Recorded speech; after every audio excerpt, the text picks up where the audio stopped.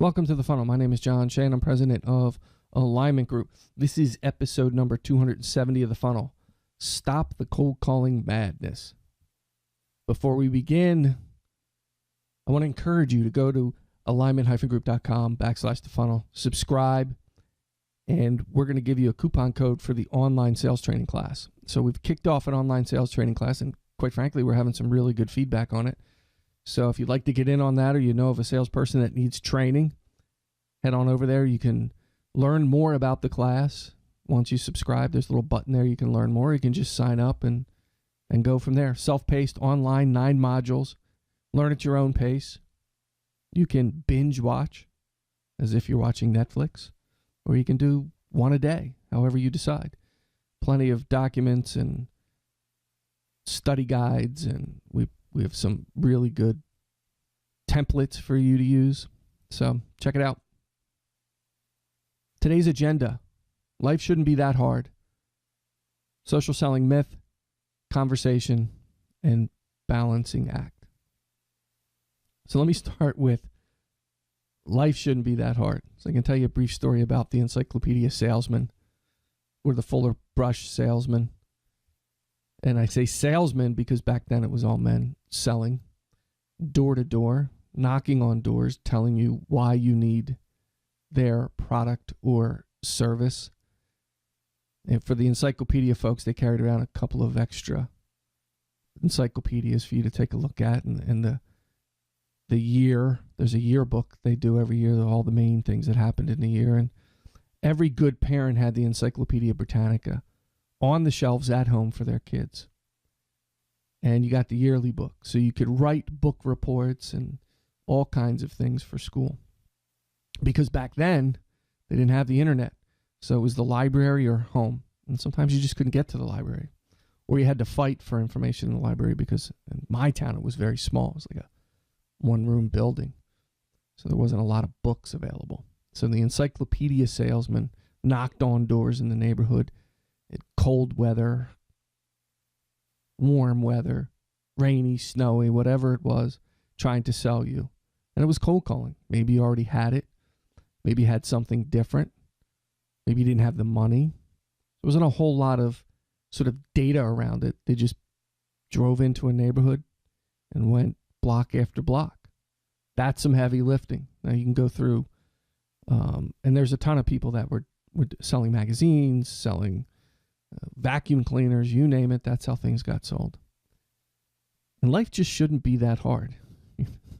It was inefficient, as is cold calling today, because it's really hard to generate qualified leads. You can do all the research in the world, and unless things are falling in line, you know and I know that you're bothering and interrupting people, which is the biggest pitch the marketing folks point out as to what, you don't want to interrupt people. And you're hoping that it's right time, right place. And you're trying to pitch something that they don't want to hear. So this is why salespeople, this is why sales, this is why we get a bad name. For that very reason. And most of the movies that you see that are wrapped around salespeople don't really make us out to be these wonderful people. So Tin Men, I don't know if you've ever seen that movie about guys selling an aluminum siding. I've talked about that before. Funny movie, but it doesn't present them in the best light. Of course, everybody knows Glengarry Glen Ross. You can go through a number of movies. Tommy Boy, one of the more recent, maybe in the last 15 years, 20 years. It's really not salespeople. So this is how they were taught. This is how it's done. You're measured, right? You buy lists. Do you measure your team on the quantity of calls? Oftentimes, that's part of the metrics. So you start down the list and you go. And that's just doesn't make any sense. Even some of the ways we cold call today, right? Blind emails. I get them every day. I get hundreds of them. I understand. It's really hard to generate leads. Okay? Qualified leads. It's the number one challenge for most sales companies, sales managers, VPs of sales, sales reps. It's prospecting. It's driving new business. It seems to be the hardest thing to do. Now, we can put a fancy name on it and we can sugarcoat it. You know, the famous line, you can put lipstick on a pig, but it's still a pig. Okay? So we've moved into this place now where it's not cold calling anymore. We call it social selling. So I want to kind of talk about the social selling myth. And I'm going to explain the social selling myth. Basically, we've gone from getting in our car and driving to a neighborhood or a business park or an office building, or if you're in a big city, you know, taking the public transportation or cab or Uber over to the building and then just starting at one floor and going to the next and knocking on doors. Okay? Now, that's pretty much been wiped out for the most part in most cities for security reasons, and we all know why. It used to be back in the day in D.C., you could just drive into the city, walk up to a building, and just start calling. Now, there was always a sign out front that said no cold calling, but it was a challenge for salespeople like me. You know, you'd go up and you'd start hitting, you know, cold calling. And you wouldn't, if possible, you wouldn't take the elevator. You'd randomly do floors to keep security on their toes because they're chasing you around the building trying to figure out where you are. People were calling in and saying, hey, you know, he's on the 7th floor, and then a few minutes later, you're on the 3rd floor. Until they finally catch you and kick you out of the building, right? So that's cold calling. You know, who's in charge of blah, blah, blah. And you see if you can get some information out of them. And if you can't, you ask for a piece of letterhead or a business card to prove that you were there because you have to count your calls. And the receptionist usually felt sorry for you and gave it to you. There were a few really nasty people, physical confrontations. Somebody grabbed me, threw me out of their office once. You know, those kinds of things happened, but that's the cold call of the past. Now we've morphed into social selling. And the myth is that it's not a cold call. The myth is because I have them on an email or I'm connected, you know, 3 steps away and on a social platform like LinkedIn, that somehow that makes it better. It's warm. And that somehow makes it easier to justify reaching out. So I get them all the time, right? I get emails from people I don't know. They use my first name because it's easy to find. And they mention some really distant connection. And that doesn't help. It's still cold calling. Mutual connection doesn't equal prospect. Okay? So before you jump out at me and say, well, you're preaching social selling, I don't really preach social selling, but I've talked about ways to make a connection. It's still cold calling if you really don't know them and you've had no real interaction. So how do you do that? Well, you warm them up with conversation. You move in the right direction. So cold calling, moving the venue for the cold call is still a cold call. Whether you're getting in your car and driving, walking into a building and knocking on a door, or picking up a phone, or sending an email, or a tweet, or a LinkedIn message, it's still cold calling. If they don't know you, it is what it is. It's either a cold call or it's not. So let's not try to pretend that. And listen, bothering people and interrupting them is generally how it works for marketing and sales. It's how it's worked in the past. And to some degree, it still works that way. People will tell you it doesn't, but it does. So where am I going with this? Well, I'm going to the next step. The next step is the conversation. Having the conversation. How do you warm that up? Well, there's a number of ways to drive business. Okay, and it doesn't have to be strictly through cold calling. How about a referral? How many of you have put referral programs into your company? How many of you are doing really well someplace? You're doing a bang up job. They love you. They love your company. They love the support you provide. Customer service is great. You know, my old mentor, Alan Elkin, who recently passed away, said, "We're all wonderful before the sale. Just ask us." And his point to that was, give us an opportunity to do business with you, and you will never regret it. You will never regret it. You'll tell people how good we are when we ask you. You'll thank me for the things that I've done for you. Because I want to make sure you're happy after we sell you what we sell you. And he lived up to that promise. Put a huge emphasis on customer support. Yes, it wasn't always perfect. I kind of likened it to, we're the duck on top of the water. Everybody's watching us smoothly move through the water, but underneath we're paddling furiously. But somehow it got the job done. So referrals. You get a meeting with somebody who knows somebody based on a call or a lead through an email connection. Hey, I'd like you to meet so-and-so. You might have something. I think they can help you with your challenge.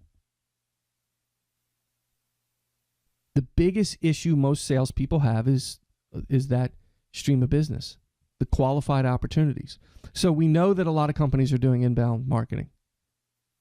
And I've talked about this and we go over this in a sales training class, right? So we kind of break it into two.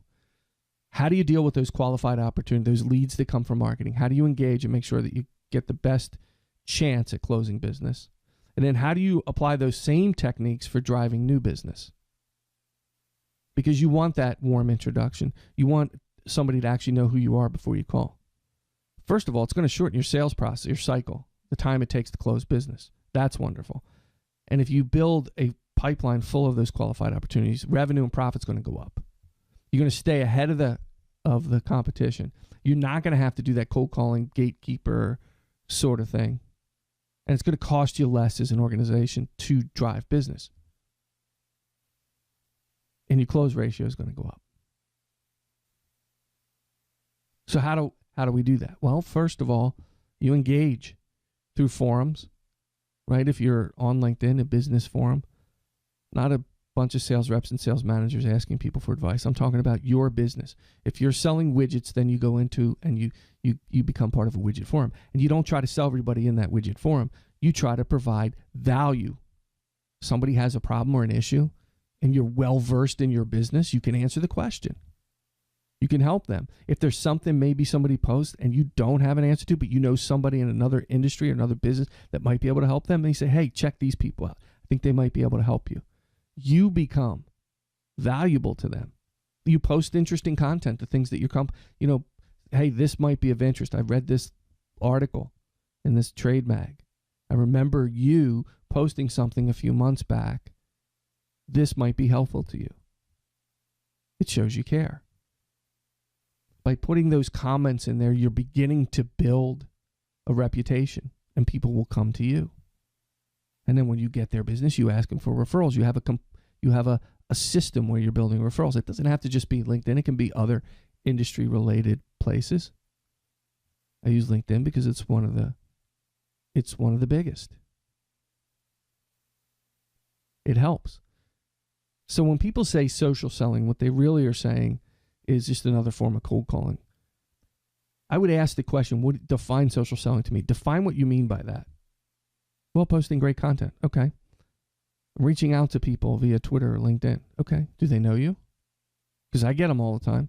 I get requests to connect. And then within seconds after connecting, I'm getting the sales email.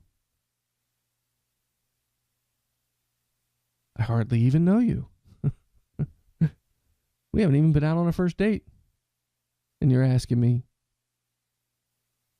to give you all of my information. Makes no sense. So here's the balancing act. Use social media to your advantage and to your benefit. Use it as a way to develop relationships. Just like I explained. Do all of your homework, all of the research we've talked about. We look at that in the class. But it's all about making connections. So let's say you narrow down your ideal customer and you create the verticals you're going to go after and the ideal person within that organization in terms of who they are, their title, et cetera, et cetera. And you start developing your rap or your conversation in the forums in LinkedIn. You start making connections. Hey, I saw I made some comments. You liked the article. I thought maybe we had some stuff in common. Bam, connected. And then don't start talking about selling. Okay? You meet someone for the first time. You're not talking about getting married. Most people that do that, it ends pretty quickly. The conversation goes away. Hey, I saw you from across the room. Want to get married? Makes no sense. Develop the relationship. Do your homework. Get to know them. Use referrals. Hey, bring them around your friends that are really cool that like you. Or have a friend introduce you. Get it? You can build a wealth of opportunity with referrals. You sell one customer and they refer you to maybe 6, and you get 2 or 3 out of that. So for those 2 or 3, they do the same thing, and you see how that works? You'll have a bucket full of quality leads if you kind of do it from that perspective. So that's what I mean by stop the cold call madness. Don't just move the venue from the car to knocking on doors and the phone from the old days. Like, we used to be able to call and get directly to people because they didn't have these big, heavy phone systems. And you could call really early in the morning or really late in the afternoon when the bosses were there, if that's you're trying to get to a decision maker. It's real simple. Or you could do the same thing when you're cold calling. Cold calling at odd hours works. Back in the day, doesn't work anymore. The numbers you have to produce to get business is astounding. Move past that. Don't move it into the social media platform and do the same thing, rinse and repeat. Figure out how to use that technology and how to use those platforms to create relationships and develop relationships. That's what I'm talking about. You find us on Facebook, on Twitter at ShayJohnR. Of course, I'm on LinkedIn. Just talked about that. Contact me, email me questions, jshay@alignment-group.com. Of course, the website, alignment-group.com. Thank you for listening. Thank you for subscribing. And until next time, keep filling the funnel.